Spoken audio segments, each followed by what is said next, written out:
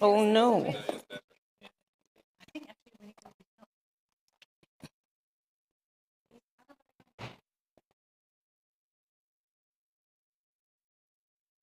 Patrick.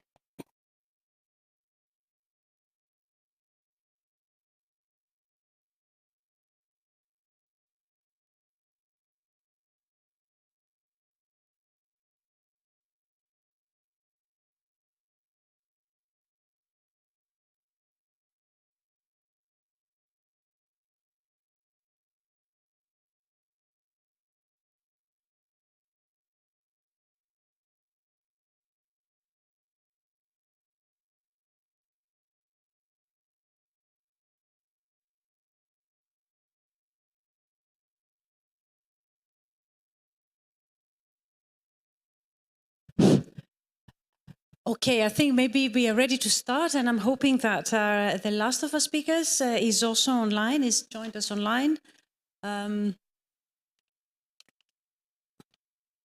Wonderful. Welcome, Ana Maria. Great to see you again, and a very warm welcome to everybody. This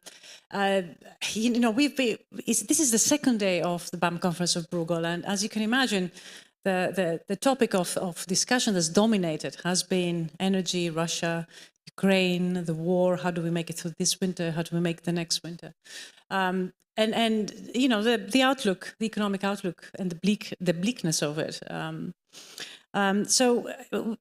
We are going to take a break from this in this session, and I have been looking so much forward to this session because the topic of the session, financial literacy, is one that that is very, very close to my heart as an important tool for building robust economic systems. It starts with education, it ends with education, and financial literacy is part of it, but also more than education, also financial training, and you know, we're going to hear about this. And I am really delighted that I have the speakers today who are experts on the subject and also people who care very deeply about the subject. And of course, I'll start with the Commissioner. Commissioner, thank you so much for coming back to Bruegel and also for continuing the conversation on the issue. Mary McGuinness, who is the Commissioner for Financial Stability, Financial Services and the Capital Market Union. Next to her, I have Patrick Jenkins. The first time we see you at Bruegel, and hopefully we'll see you more, Deputy Editor of the Financial Times. And joining us from Washington, I have Professor Anna Maria Luzardi, who is a professor at George Washington University and the director of the center, if I may call it this way, the Center of Financial Literacy, Global Center for Financial Literacy Excellence, and also a non-resident fellow at Bruegel. We are delighted to have all of you to speak about how you see financial literacy and in fact also the relevance of financial literacy for the current juncture. So with that, we will hear first from the Commissioner introductory remarks, and then we'll have a panel discussion. Thank you. Commissioner, the floor is yours. Thank you and good afternoon, everyone. It's good to be here. Apologies for the jacket removal, but it was essential for me to survive the heat of the moment. I really think that this event links with all of the things you've been discussing. And I think the problem we have is we divide things into sections where they shouldn't be. So to some extent, the issue of financial literacy covers every single policy area, and yet it's not really a headline billing. So I am determined for the while I'm in this role to speak about it on every single occasion. And I want to acknowledge, Patrick, the work of the FT in this area as well. So it's a big honour for me to be here with some short opening remarks. What I really would like to see is that everyone in Europe has the knowledge and confidence to manage their personal finances. And I think that would be a huge step forward because today that is not the case. I mean, can you imagine a utopia where every citizen was able to make the right financial decisions for themselves? I think it would be absolutely transformative. So just a few points that I'll address today: why financial literacy is important, especially right now, what the European Commission is doing about it already, and what we're planning to do next. Okay, so we live in unprecedented times, and that has become almost too much of a cliche. At the macro level, growth is continuing, but it is, of course, being revised downwards to 3% or under. We're looking at 8% average inflation in the European Union this year. I'm old enough to remember when inflation was much more severe and interest rates were incredibly high. And I wonder around the whole discussion of financial literacy if a younger generation understands some of these concepts that were almost historic now, but are coming back into the real world, and we need people to understand what's happening in the financial area. Now, all of the problems I refer to won't be solved by financial literacy. And I think we're all aware of that, because if your electricity bills, and we know for vulnerable households, the way electricity bills are rising puts severe pressure on vulnerable households. So no amount of financial knowledge will make it more affordable, but I do think it will help people generally to make the right decisions. And this is something, you know, that the President of the Commission, Ursula von der Leyen, will be addressing soon, this emergency intervention and structural reform of the electricity market. If we look within the financial system, I want to emphasize the importance of consumer protection, access to fair advice, and well-regulated markets. But all of that said, I believe that financial literacy has a vital role to play, particularly in these difficult times. Because a person who is financially literate will understand what's going on in the wider economy, will understand what impact that is having on them personally, and then how to make the right choices or decisions within that difficult context. So those who understand all of these concepts will know that a higher inflation rate reflects things like rising food and energy prices, as something they likely already notice in their bills and in a squeeze on what they can afford. They'll understand that central banks are responding to higher inflation by increasing interest rates, and that those higher interest rates might make it more expensive for them if they want to take out a mortgage or indeed to remortgage. It's easier to deal with challenging circumstances when you understand what's going on. And we also know that a financially literate person is better able to prepare for difficult times and in a stronger position to make informed decisions. In other words, they're more resilient. And that word resilience applies not just at the individual level, but also at the communal, family, and societal level. And resilience is something we do need to build within the European Union. Individuals would know the value of building up a savings buffer in case they face unexpected expenses, or they can weigh up the best type of contract for the utility at home. And indeed, on this particular point, there's huge interest now, and you hear many advertisements across the member states around how you can manage the bills you're paying, particularly electricity, and work around peak, off-peak and peak time supplies. Those factors at the individual level have a wider impact. So having all this knowledge, understanding what's going on has a bigger impact. And again, if we have more resilient individuals, it leads to this much more resilient society, a better informed society where people are aware of and also can share their opinions about what's happening in their economies, because knowledge is power. Now, the truth, and the reason why I'm glad that you're having this conversation today, is that the levels of financial literacy in the European Union are still too low, with a lot of variation amongst member states.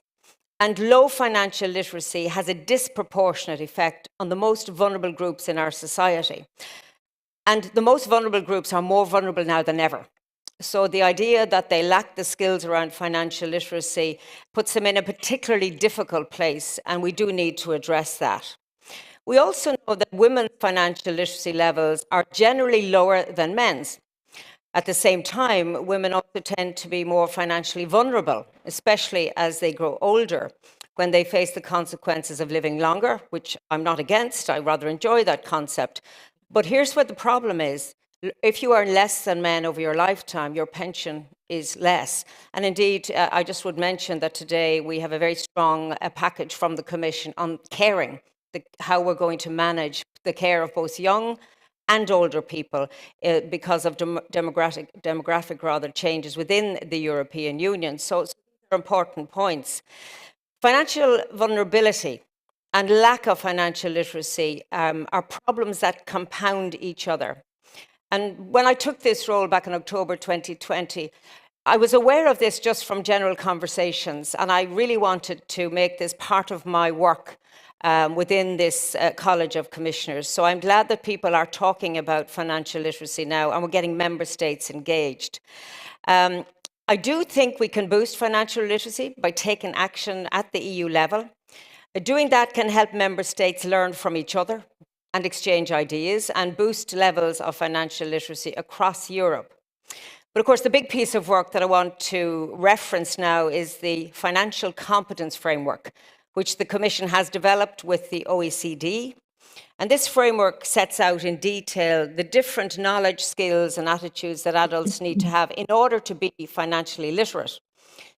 And could be down to simple things, which sound simple, like drawing up a budget, because the framework asks individuals if they understand what budgeting is, why it's important, how to create regular budget planning with their income, their saving, and their spending, and is motivated to consider their budget when they're making decisions about their spending. So they don't spend first and then wonder why the coffers are dry at the end of the month. The framework we've developed is flexible, so you can pick out the parts most relevant to the audience you're delivering the message to. So if you're training people who've just started in their job, their first job, it could focus on filing payslips for future reference, or indeed thinking about your pension early in your career. And that's another topic that it does and is getting attention. In creating this framework, we really considered how best to address the world we live in now.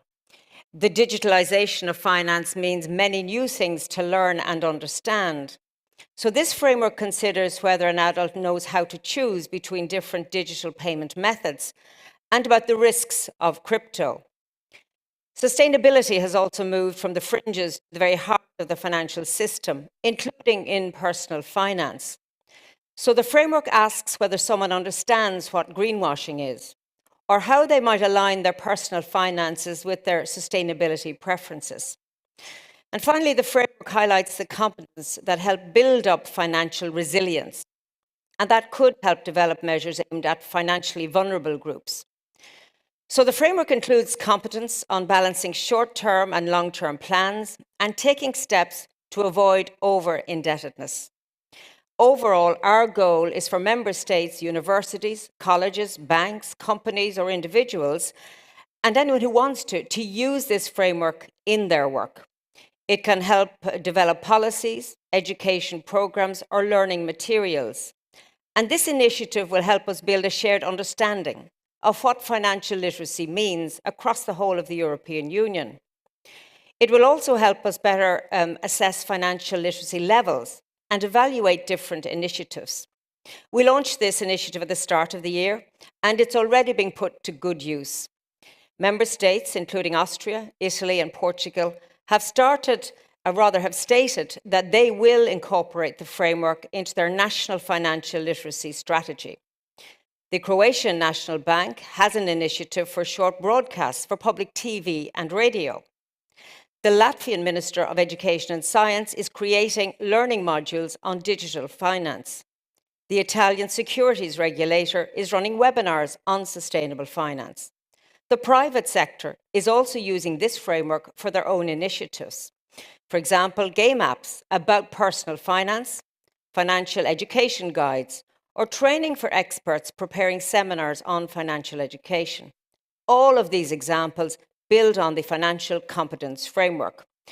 And there is more work to do and more on the way. Again, working with the OECD, we will prepare the next financial competence framework. This one is aimed specifically at children and young people. We know young people tend to measure lower on financial literacy, and they are a digital native generation with all the opportunities and the challenges that brings, including in finance. So this is a vital piece of work that we will release next year. Also coming next year is a new retail investment strategy. I've mentioned this previously in speeches. And this will include financial literacy within the wider context of our work to help citizens participate in European capital markets in an informed and confident way. That context includes the accessibility of disclosures, also in a digital environment, the quality of advice, and the suitability of products. And finally, I want to give just a sneak preview of something coming later this month. We will release a Barometer that surveyed people across all 27 member states on their attitudes and behaviour when it comes to their own personal finances. Across the EU as a whole, respondents said they are relatively confident managing their own finances. In fact, 86% said they are either quite or very confident. But there is more food for thought in the detail, whether that relative confidence means people are getting the most out of their money. Only 29% switched provider for one of their financial services or products in the last 5 years. So you might ask if people are comparing different offers and choosing the one that suits them best, or whether digital finance really widens access for every citizen, with more than a third of respondents aged over 55 not very confident in managing their money online. So just briefly and in conclusion, the Commission, all of us, my colleagues, were working really hard to keep financial literacy as a top priority because it has such a positive impact when we get it right. But we won't be able to do this on our own or by ourselves. We need push, we need to work with our member states. So that's why I'm delighted to join this very distinguished panel. Anna Maria is one of those who's been pushing this way before me, so I salute your work in the past and your commitment today. It's important that you do that. Patrick, I've mentioned already that the FT is doing its work, and I commend you for that. Maria, you and Bruegel are showing commitment by hosting this panel, and I look forward to our conversations. It troubles me that any citizen in vulnerable households, that their lives are made more difficult because they don't have access to the knowledge and skills. And therefore, in these very difficult times that you've been discussing, it's actually much more urgent now that we talk about this. And not only talk about it, deliver at the member state level and improve the situation. Thank you.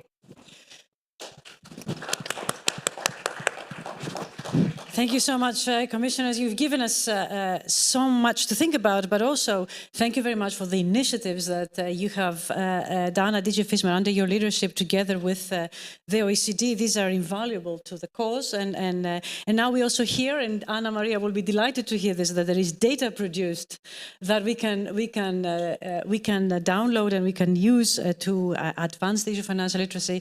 And with that, if I may turn to you, Anna, tell us a few introductory remarks, and then I will go to some questions. One thing I will say is that I forgot to mention that Anna Maria is also the person who was the chairing the committee who designed the financial literacy strategy in Italy, and therefore she's not only a thinker about financial literacy, but also a doer, if I may call it this way. Anna, the floor is yours. Thank you very much, Maria, and sorry not to be able to be in Brussels today, but school has started in the US and I have to be here and teach the personal finance courses I teach at the George Washington University. I'm really delighted to be here today. I'm delighted to be here with you and in particular with Commissioner McGuinness and with Patrick Jenkins. So thank you again.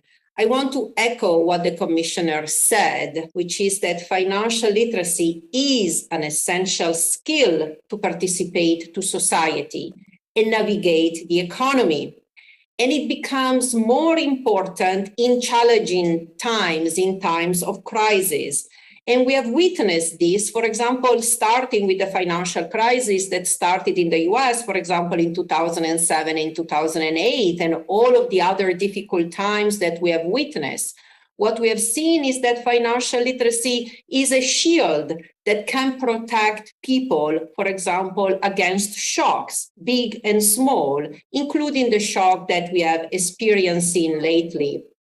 And I want, for example, to focus just on one of the episode or the economic shocks that we are witnessing, and I'm talking about inflation. And I say that because we have, for example, measured financial literacy with respect to whether people know the effect of inflations. And one of the big three financial literacy questions, for example, do include whether people know inflations. And what we have seen, for example, in the US is only 55% of Americans know about inflation. And unfortunately, that knowledge is very low among the young, among those with low income and education.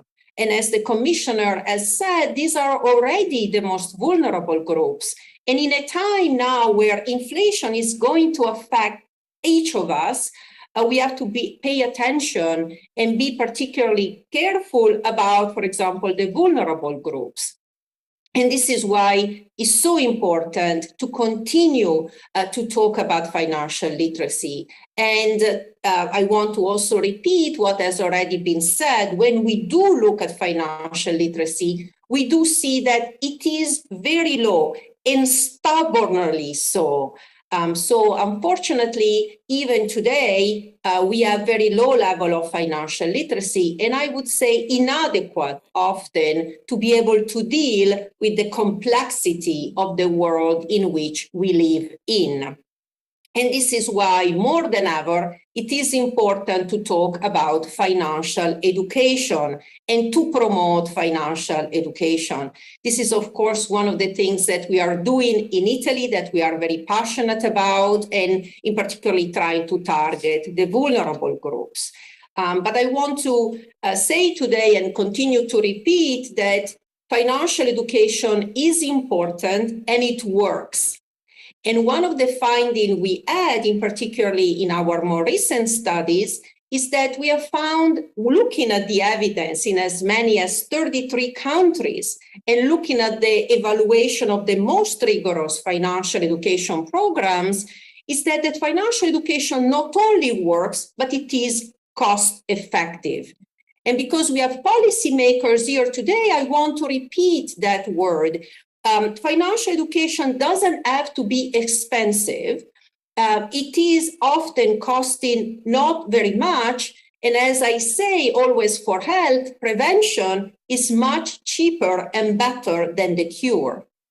And another characteristic I want to mention of the study we have done is that financial education works across age groups.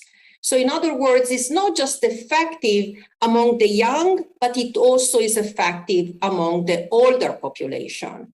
And in that respect, I also want to mention another data or another number, and I hope you realize by now that I am a nerd when it comes to financial literacy, is that overall, and in 2022, so looking at the most recent data, we have found that people spend as many as 7 hours per week dealing with and thinking about personal finance issues.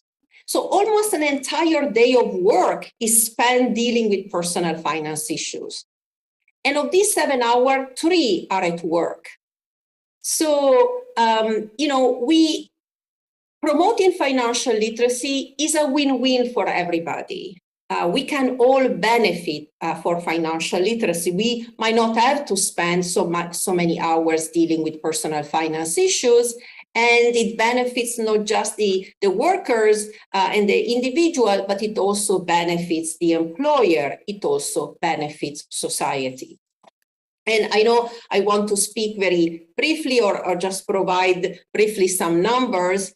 So I just want to conclude with final thoughts, which is that it takes visionary leaders to promote financial literacy. Why? Because the benefits are in the future and often in the distant futures. So we need leaders that are able to look ahead and to reimagine the future. And this is why I am so happy to be here today with a leader like Commissioner McGuinness, with a visionary person like Patrick Jenkins, the deputy editor of one of the best newspaper in the world, and with one of the best think tank in the world that had the vision to add financial literacy to their annual program. I want to continue to repeat it. The time for financial literacy is now. And what I mean with that is the time to act is now. Thank you very much. Thank you very much. Please. Thank you very much, Anna. That's really, really wonderful. And we'll come back to a few more detailed questions about specific groups. I know you're passionate about financial literacy for women, but also more vulnerable groups. But before I do that, I would also like to give the floor to Patrick. Thank you for coming to Brussels to tell us about your vision about financial literacy and also how that vision has guided the initiatives, the very visible and valuable initiatives that we see at the Financial Times. Please. You're very welcome. It's great to be here. I just wanted to pick up maybe to start and to frame what I was going to say on a couple of the things that the Commissioner has mentioned and that Anna Maria mentioned in terms of how much of an issue a lack of financial literacy is in the world. Because I think Anna Maria was involved in a key study which led to a genuinely global look at financial literacy levels, which I think was then ultimately pulled together by the World Bank. But it showed that on average, only a third of the world population, adult population, is deemed financially literate. And that is by a fairly, I don't know if you'd agree, Anna Maria, a reasonably generous definition of financial literacy as well. It's not saying, you need to score 100% on this test. It's something like 60% pass mark. I can't remember, Anna Maria, but it's really quite shocking. 2/3 of the world is financially illiterate. And that applies in developed markets as well as in developing markets. In Europe, as the Commissioner mentioned, there is a broad range, but it kind of ranges from 1/3 to 2/3. It's really quite shocking. And if that stat applied to literacy, i.e. the ability to read and write, we would treat it as a genuine scandal. And for some reason, we don't. Even though the effects of it, financial illiteracy, are very similar to the effects of the inability to read and write, probably even worse. It holds back, obviously, earning levels, therefore the tax base. It correlates with young offending, imprisonment. It correlates with mental health issues, wellness issues. I mean, it's really quite profound. So that's one of the reasons why we at the Financial Times thought it was our duty really to do. We spent our lives writing about finance. We wanted to try and do something that didn't just appeal to those who are already financially literate and earn their livings through finance, but actually help to educate those who are left behind, if you like. And as the Commissioner said, I totally agree. It has to start with young people. It has to be a broad-based youth initiative, and that's what the charity that we set up a year ago is focused on. So the FT, Financial Literacy and Inclusion Campaign, bit of a mouthful, but we shorten it to FLIC. And we are very much focused on 3 broad constituencies, but focusing particularly right now on the first of those, young people of secondary school age, and developing a detailed program, detailed curriculum, which can be rolled out across schools. We're starting in the UK, but we have broad ambitions moving into Europe next year, I hope to follow up and talk to you about this at some point, and then into other markets around the world gradually over the coming years. And you mentioned, I think, budgeting, you mentioned crypto. These are 2, we've developed 3 of our core 8 programs so far. 2 of them are on budgeting and crypto. These are things that are absolutely crucial. Obviously, budgeting right now, because of the cost of living crisis, is a crucial skill which not enough people have. Crypto is obviously a buzzword and a buzz investing theme at the moment, but it's alarming how few people understand the risk associated with it, and how it fits in with the broader kind of money and investing landscape. And we find that we think that there's powerful work for us to do in both educating and kind of cautioning people, but also in empowering them and giving them kind of visions for what can be achieved through understanding money. So we absolutely don't want to be a kind of nannying young people. That wouldn't win us many eager listeners, I don't think. So it's very important to engage people. And we find, for example, the module we've developed on crypto is a great way to engage people because all young people have heard of crypto. Many of them have spent money on it, but without, as I say, necessarily understanding enough about it. But it's a great way in to start talking about other things. What is money? What is investing? What is risk? And you really catch people's attention. They're very, very eager to learn. Many young people want to know how to make money. They obviously would like to know how not to lose it as well. So, you know, it's a crucial bit of foundational education. I just remember back to when at school I did a maths A level. I didn't do an economics A level, but many of my friends did. But if you didn't do either of those subjects, you learned nothing about the world of finance. Even doing maths A level, I learned relatively little. I could understood calculus and how to do many complicated pure maths problems, but I never never got taught what a mortgage was or a fixed term loan. So these are crucial things that should not just be taught to people who study the subjects, but also across the board. I could go on and on. But I think that's probably enough of a foundation to leave it. Yes, thank you so much. I mean, and as Anna has told me many times, financial literacy is not just about being able to do the math; it's about being able to use it. So how do you put that to use, right? So thank you all three for.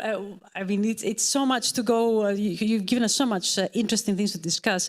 I will start by asking you, Commissioner, for your reactions, but also I want to set the record straight. I mean, I'd like to ask you the following question. Financial literacy is part of education, and education, certainly in Europe, is very much the competency of the countries. They decide what people learn and when they learn it. Why is DigiFISMA interested in financial literacy, and what can it do about it? Well, I suppose what I've been doing is highlighting the work that DigiFISMA was doing anyway. I'm giving it more attention because I think it's crucial for all the reasons, Patrick, that you have outlined. And we're not getting resistance from member states because I think there's also an understanding that if citizens are financially literate and if we have good programs at the EU level or we share knowledge between member states, that's all to the good. And if you look back in more recent times, health wasn't a competence of the European Union, but come COVID and suddenly health becomes a European issue. So I think it's within that same structure. And probably member states are trying to choose or pick and choose as to what would work for them. So we're not saying exactly what needs to be done. We're making this a big topic and looking for feedback and engagement from the member states. I'm obviously older and not wiser, but Patrick, you really raised an important point. I was lucky to study accounting and business and finance, and then a diploma in accounting and finance. But if I hadn't done any of that, there was no place where I would have learned all the bits I know, which actually are useful even in this role, and it's a long time ago. Those skills you learn young stay with you. It's a little bit like history. I worry that too few people understand and study history, because if you don't know what happened, then it's hard to understand why things are the way they are today. The trouble with money is that if you don't understand the basic concepts, you'll always struggle. And those who are already struggling are the ones that struggle most. So I think there's a moral and ethical reason to do this. And again, the member states are very open to working with us. So there is an opportunity for us to do something. I think you're right, Anna Maria, the results will not be tomorrow. But, you know, I'm not in this job for tomorrow. I'm in this job, well, for many reasons, which I won't go into now, but I'm in it because when I have the responsibility, I see it amongst my citizens. I see it in my family. This is a real issue. It's almost so simple that we haven't done anything about it up to now, but now we are. And in times where we're really uncertain about everything at the moment, I think now is a very, very good time for us to accelerate our work and start young. We used to have piggy banks and things like that. I don't know if they do. Digital piggy banks probably are new, but I mean, there's a huge opportunity here and there can only be good outcomes from it. Yeah. Thank you so much. Thank you for a very clear answer, actually. Anna, if I may turn to you, one of the biggest discussions in the Brueggel's meeting this year was inflation, and you raised this as well. And one of the things that we see in the numbers is that the poor and the least educated are disproportionately affected. And, they are also the ones, as you pointed, that have the least financial literacy skills that are needed to prepare for situations like this. So, there is a great correlation, is there not, between financial literacy and financial vulnerability? Yeah. And what are the types of things that, certainly in the current circumstances, is very relevant? What type of policies can we think of that can help those that are financially and financially literacy vulnerable? Yeah, no, thank you very much for this question. So you raised two important points. One has to do with equity. And I want to continue to repeat this, and many have already mentioned, which is that financial illiteracy is particularly prevalent among the most vulnerable group. And this is why we have to think about how is it possible, how can we not leave anyone behind? And we have to think, in addition to thinking of national strategies and so on, to also think of this particularly vulnerable group, which are, for example, much more affected by inflation, but are also much more affected by other issues related to financial illiteracy. And I think that more than ever, we have to use this time. I think in time of crisis, there is a door of opportunities to act and act more and act fast. And because I think we have witnessed so much the effect of financial illiteracy, I think more than ever, we need urgent changes, urgent policies about financial illiteracy. And I do think that even though it's at the national level that certain policy have to be done, it is time. And I think the time is come to see financial education in school. And financial education in school does three things. First of all, it educates the young, not just the young in general. It allows and it gives access to those people who do not have any access to financial education. They wouldn't have it in their family. They wouldn't have it in their environment. So the school is a level playing field. If we want to help the vulnerable, this is where we have to do it. And by doing it in the school, we invest in the young, which are our future. And that's a very important and second reason why we need it in the school. But third, and we have seen this in Italy as well, that via the school, we can also reach the parents. We can also reach the adults.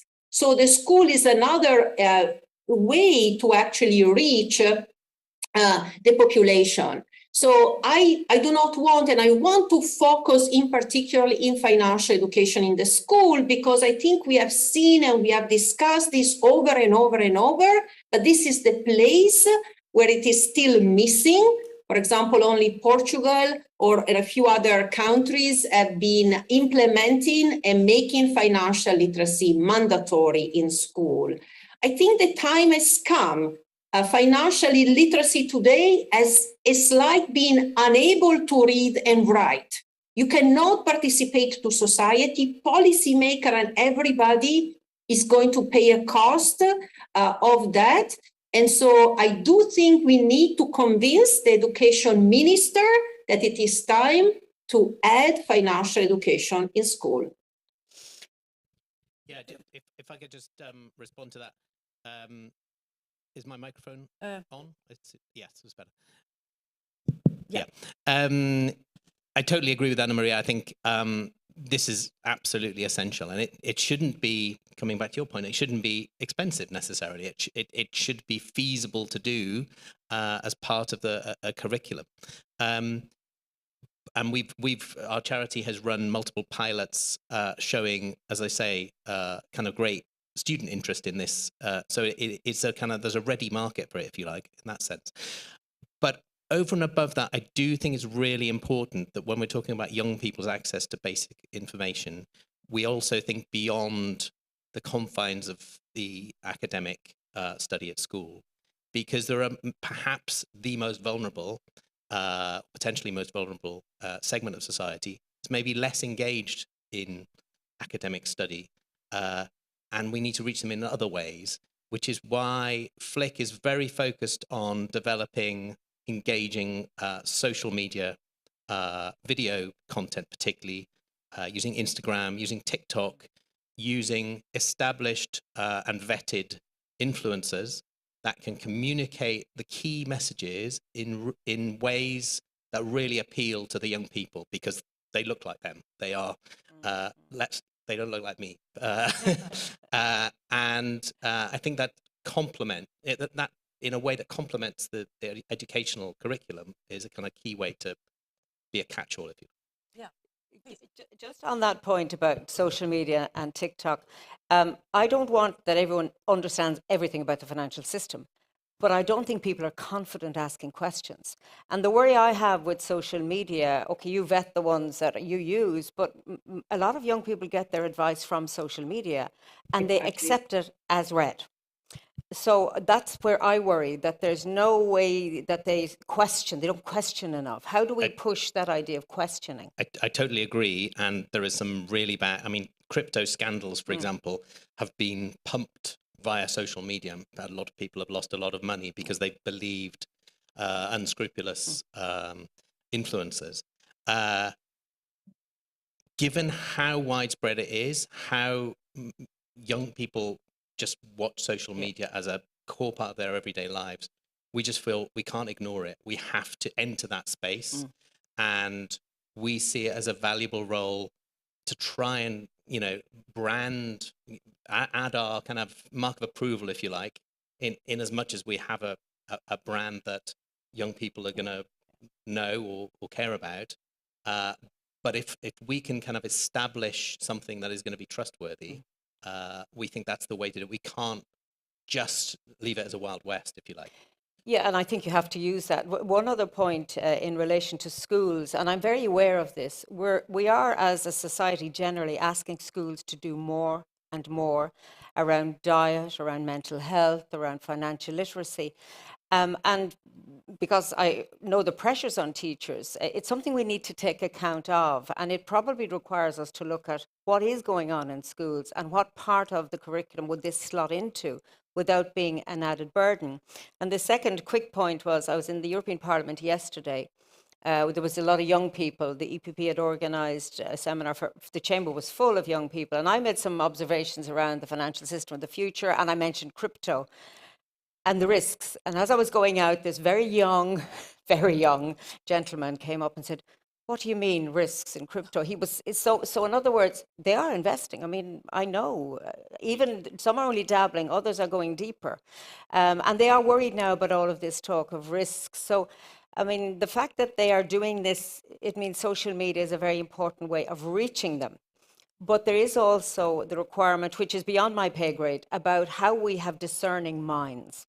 So because all of us can be duped, and indeed many of us have.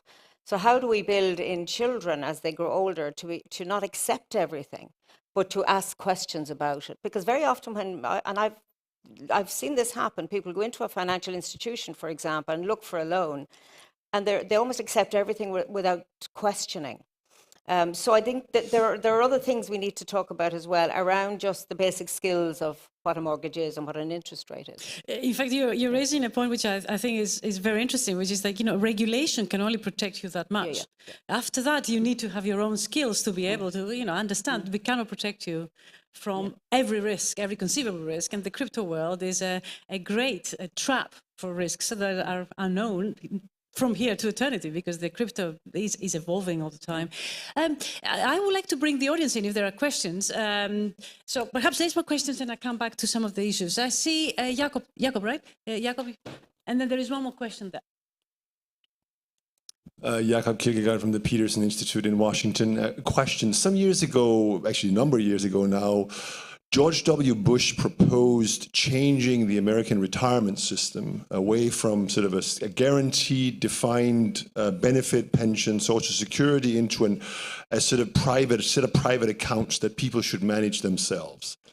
Now, if you, Patrick, if your numbers are right, that 2/3 of people are basically financially illiterate, that seems, there were many reasons for why that proposal obviously ultimately failed, but certainly one of them was fear of lack of financial literacy. But Maria, you just mentioned that yes, there are limits to what regulation can do. But we are in an aging society, and we have gradually been shifting retirement schemes from defined benefit to defined contributions. And that seems rather reckless if your numbers, Patrick, are anywhere near right. So is there, should we then basically say all you can have in your contribution, defined contribution plan is sort of index trackers? Should you be allowed to do actively managed your own retirement account if these retirement funds, for instance, are tax preferred? Or is there a role for regulation? Thank you. There's going to be a fight who's going to answer that question, I think. But let's take one more question there, please. Thanks, Sami Haras from the SRB. I think you mentioned a very important point there, and that's the role of social media influencers and how this has really become an unregulated financial advice. And we urgently need to look into this. But I wanted to come back to the disadvantaged groups, and I'm very thankful that the Commissioner mentioned those disadvantaged groups and how it reflects that this issue of educating young people has been going on for decades. People have always said, oh, we need to do something about financial education. We seem to reach predominantly male, white, middle-class people with all these initiatives. And if I also look at Professor Luzardi, how do you reach the people who are part of these disadvantaged groups? And what role do we as regulators have to play? If I look at the regulatory landscape, right, in the whole financial regulatory world of the EU, we've got a handful of women in leadership positions. We've got zero, nada, non-white or people who are read as non-white in leadership positions. What role does that play, and what's our responsibility here? Thank you for a very, very important question. One question here at the front. And then we come, I'm sure all of you have got points for all three questions. Please.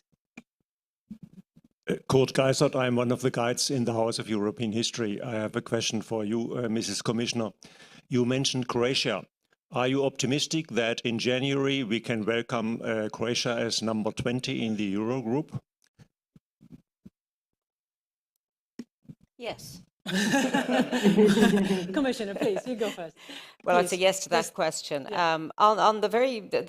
To the gentleman who raised this issue of what you see is what you get. I think that's a work in progress. To my mind, where we need to target, apart from the school, and we've discussed education, is the organisations that work with people on the ground. And there are many organisations, and they will have direct access. But also we need to make sure that the language we use is appropriate, because sometimes that's very off-putting as well. I mean, if you have issues around your health, which and your financial health affects your physical health, and you're struggling to put bread on the table, sitting down and talking about concepts won't work. But there should be a way of using the resources of the charitable institutions or groups that have access and that are part of the community, because it won't come from the top down. But where education is key is that where we have education and children of all families mixed together, that's where you put the basis in of financial education, of all education. But there are still differences, because some households, the parents have an interest and in some they don't. And there's where you end up with vulnerable teenagers and vulnerable adults and all of the difficulties that go with that. But on your other points about male and white, and I'm white and female and whatever, those we are aware of that. And I think there is I suppose, an effort being made in the corporate world to address it. I mean, just on pensions, we could talk all day about pensions. Very difficult political subject in many member states as they try and increase the pension age. There's a pushback from older people. How many people are really able to manage their pension pot? Those who are very financially literate are. And the last point I'll make, and it's a provocative one really, I know banks and that are doing a lot of work around financial education.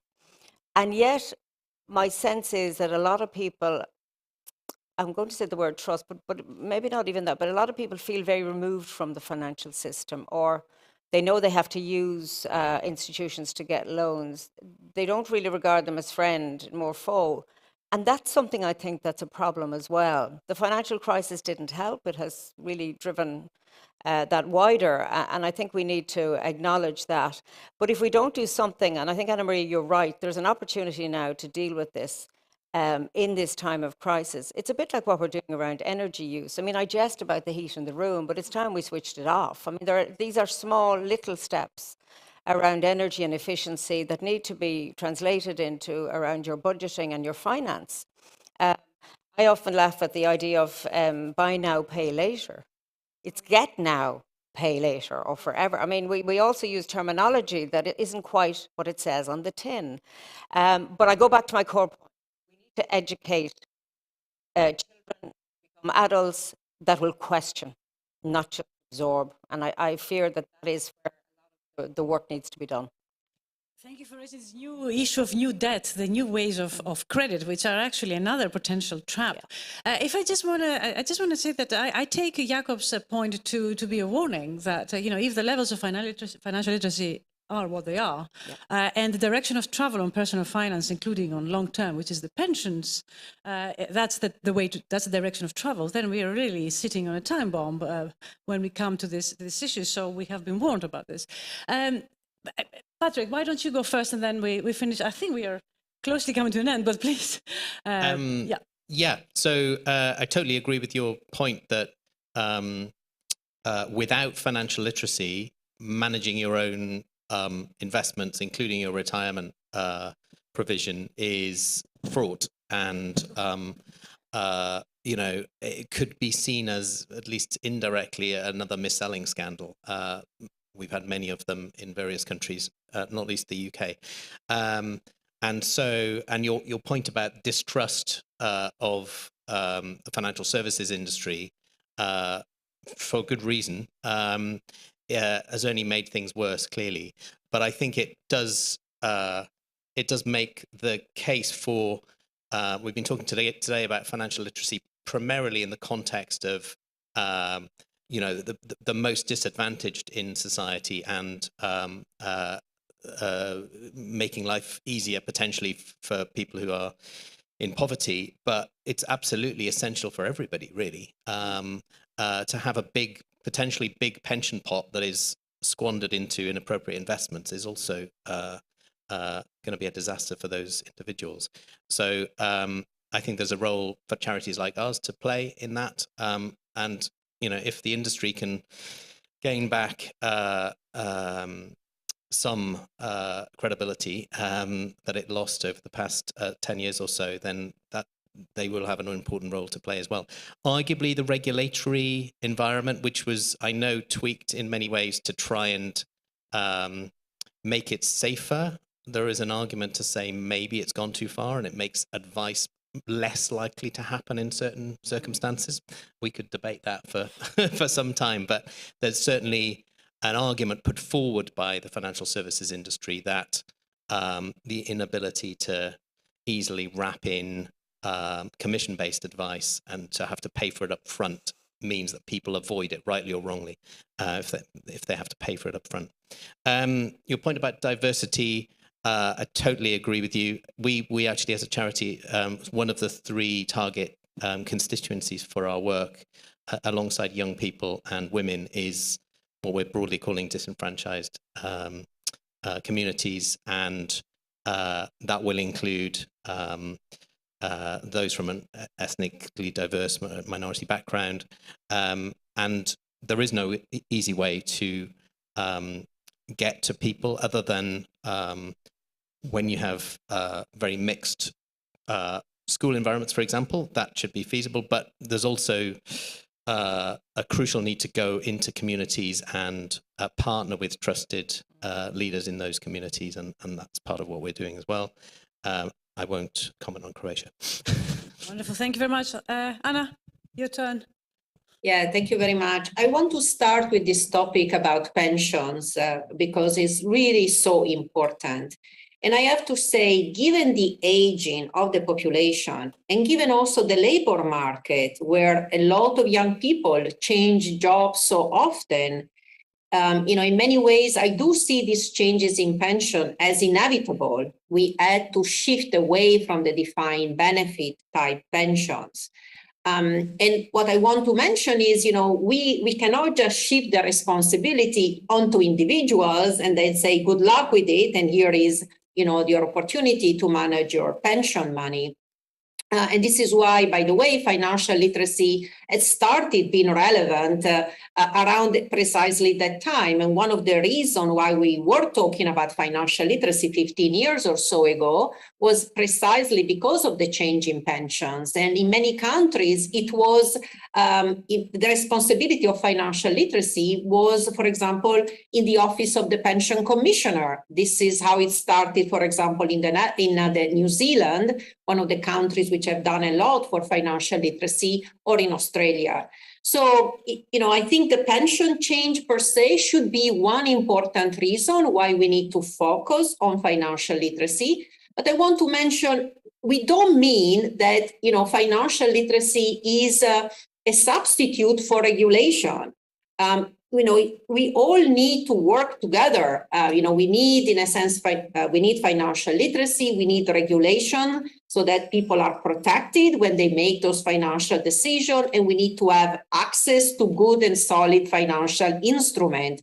So financial literacy is not an alternative or just a panacea for the pension. And I just want to make sure that, we are making this clear, because all the countries are now facing this challenge. And as they change the pension system, I really hope that they realize how important it is to improve financial literacy. And this is why I always say the Minister of Labor and Pension should work together with the Minister of Education, because the two topics are very related. And then I want to mention briefly about this important topic about how do we reach the vulnerable groups. And this is critically important. And, beyond the school and beyond the workplace, which are very important places where to do financial education, where we can have a very wide reach, and where we should do targeted programs. Not one size doesn't fit all when it comes to financial literacy. We have also to think of the community, as Patrick said. Financial literacy, it has to be not a top-down approach, but a bottom-up. And it starts with listening to the needs of people. And it starts with, at the community, engaging with the trusted partners, engaging with the institutions and associations that have in mind, for example, and want to promote financial well-being. Eventually, financial literacy is about living better, is about making better decisions, is about the well-being of individuals. And as we think of all this support system, of all of this new policy, let's make sure that we incorporate that financial literacy into these policies, because that's what helps people have a better life. Thank you very much. Thank you, Anna. But you have 30 seconds. Can you please tell us something about the wonderful research you've done on financial literacy and women? I can't help but ask that question. Thank you. Thank you very much. As you know, this is a topic we are very passionate about, because what we have found, referring to the studies of Patrick, when we look at the global level, we find that financial illiteracy is much more prevalent among women. So around the world, financial literacy, women know less than men. And by the way, the criteria is you just need to know 3 or 4 questions of financial literacy. And these are very, very basic questions. So we are really touching upon the ABC.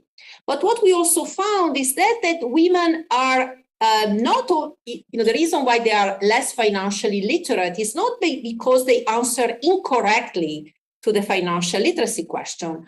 Often they say, I do not know. And this is important to realize in speaking about the nuances of financial illiteracy, because it is not just lack of knowledge, but sometimes it's lack of confidence. And this is why, as we do program for financial literacy, we have to make sure that we promote both knowledge and confidence. Somebody at the beginning started, I think it was the commissioner, that, everybody needs to have the knowledge and confidence to act upon that knowledge. And this is what we need to keep in mind and do when we try to think of financial literacy program in school. And when we, for example, if we look at women, we have also to be particularly mindful of improving their confidence in their knowledge so they can act upon it. Wonderful. Thank you very much. We are really 10 seconds to the end of the hour. And with that, I think we need to wrap it up. I am very grateful to all three of you for coming here. Commissioner, for giving us the time. Patrick, I'm delighted to meet you in Brussels. And Anna, keep up the fantastic work. Bruegel will be a great admirer of your work and will fight the good cause. For the moment, thank you so much for joining us and hope to see you soon again in Brussels. Thank you. Thank you.